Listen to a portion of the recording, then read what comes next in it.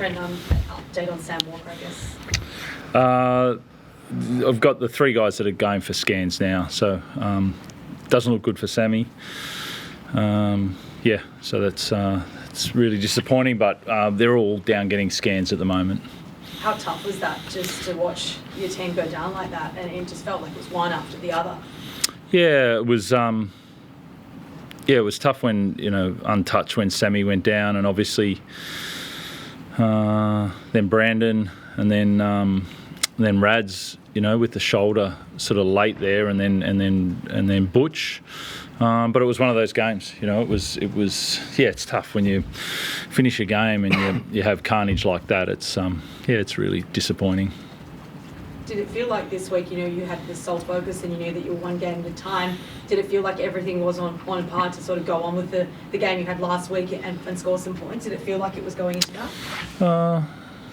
No, like you continually sort of playing the team in front of you. They came off a really good win. We sort of knew what we needed to do. That's why the 2 tries there were really disappointing. We sort of knew what it was going to look like there, and I actually enjoyed that it wasn't completely flowing because it has been for so long. And it would have been great to win 14-10, or it would have been a really good go to Golden Point and play that out. But wasn't to be. Opposition were outstanding.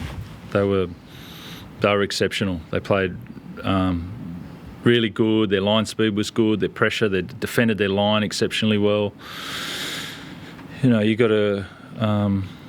I really enjoyed the contest when it wasn't the normal sort of open flowing, and a credit to them. They were they were fighting for their season. I'm not sure where that puts them, but well done. That was really impressive. I remember a game they played.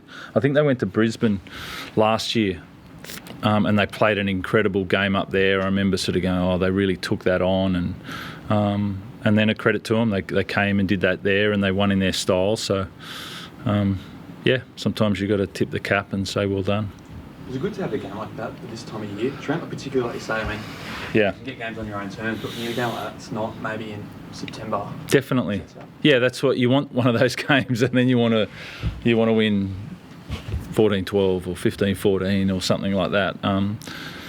But that's why I liked our attack has got us out of trouble at different times, so I wanted us to defend to a victory there, and then no defensive tries in the second half. We had the attacking try off that, and I felt like we worked hard for that, but we just their goal line D was pressuring, stifling, and we couldn't get it done.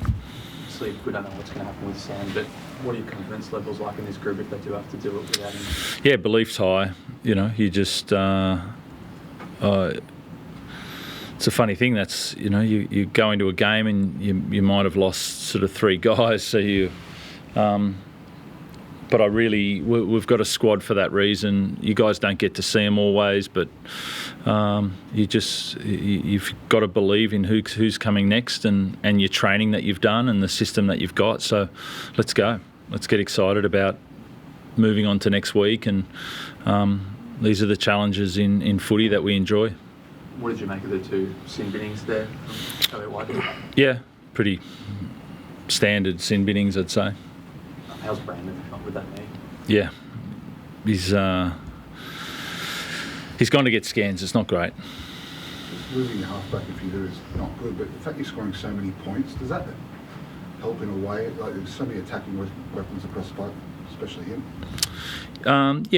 Sandon Smith's we've been developing him for many years, and he went back and played reserve grade. I would have liked him as 18th man today. That would have been nice, but it wasn't. So he's the system's right there. We could have improved some things today, but I still would have liked 2 tries you win games. 3 tries it's up to the game to decide. So 2 tries would have been good. Just in the press room, we were going back at all the premiers in the last 30 or 40 years and can't think of one that's done it without their top line halfback. Just has that sunk in, and how tough is the mountain to climb? Nothing's been set. Okay, so just belief in what we can do, and let's go again. What sort of happened with Elliott after the game? He came up and just wanted to ask how Brandon was, and I just sort of said it's too many times. You know, the hip drop's been pretty common in his game for a long time, and I just said it's too many times. You know, it's cost us a player. That was it. He said it was an accident. I just said, look, you've done it too many times. That was it. Wasn't. So Elliott's done too many hip drops. Yeah, he's done a lot in his career. You know, so. Yeah, it's been pretty common. If you go and have a look, it's not, you know, I like Elliott, you know, I've watched him since he was in Bradford and Catalans and, you know, but it's been pretty common, and that was what I said. I know he's opened it up here, which is why we're talking about it, and I wouldn't usually want to talk to you guys about it, but he opened it up, and it's been really common in his game his whole career. So, yeah. Teddy, just in the next run into the finals, how big do you see your next few weeks, particularly if those injuries to your hooker and halfback see you out as the experienced man in the team? Yeah, it's up to me and Kiri and our leadership group to lead the way there. But as Robbo said, guys that have come in throughout the year have done an amazing job for us. I feel like our depth in our squad is really strong, and we've shown that throughout the year when guys have been out and guys have stepped in for different reasons. So I'm really confident in our squad and whoever comes in to do a great job for us. So it's a good lesson for us tonight.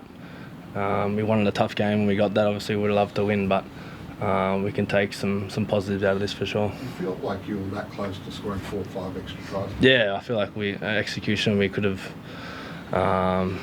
definitely finished off a couple of those opportunities, which would have put us in a good spot. But again, that's footy. Sometimes you get that. We're gonna have those same situations in big games. So it's up to us in the spine. If you guys have to come in, it's on us to execute and make sure we nail those plays in big games. It was quite an emotional moment with Kiri right at the end when he missed that conversion. You guys all sort of rallied around him. Sort of speaks to the impact he has and also to the emotions that are flowing at the moment as well. Yeah, whatever happens, we'll back you. So.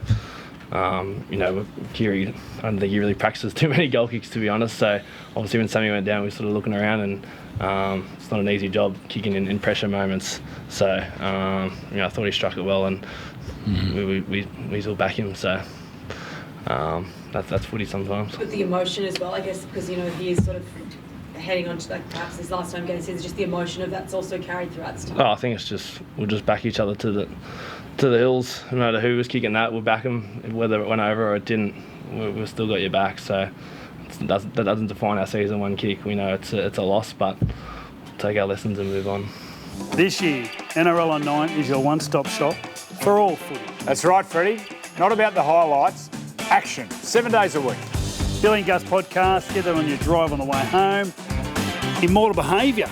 Grab a seat on the couch for that. And, of course, my favourite, Freddie in the Own. The best footy brains, the biggest games. Don't trust the algorithm. Subscribe to NRL on 9 and get all your entertainment there.